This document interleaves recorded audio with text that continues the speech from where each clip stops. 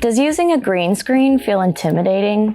Does the phrase chroma keying feel a bit too advanced? If so, today I'll help you shed those apprehensions and encourage you to dive into the sea of possibilities that green screen effects have to offer. The phrase chroma keying is actually just a fancy term for green screen technique to set up an ideal green screen shot that your post-production self will thank you for. We first need to, obviously, set up a green backdrop. A somewhat neon shade of green or a darker blue is ideal, due to these colors being the furthest opposite of human skin tones on a color wheel. If you're using a fabric green screen, be sure to smooth it out as best you can to prevent shadows that cause inconsistent light, as this will complicate your post-production keying process. Today I'll be using a large paper green screen in our B&H studio. Basically what we're trying to do here is make it as easy as possible for the software to differentiate the background from the foreground. Backlighting your subject even further separates it from the background, ultimately easing the chroma keying process. Next, we'll place the key and fill lights. Careful not to spill any of these lights onto the backdrop because it might mess up your perfect even lighting back there.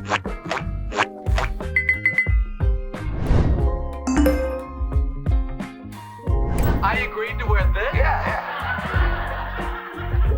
Well, when did I do that?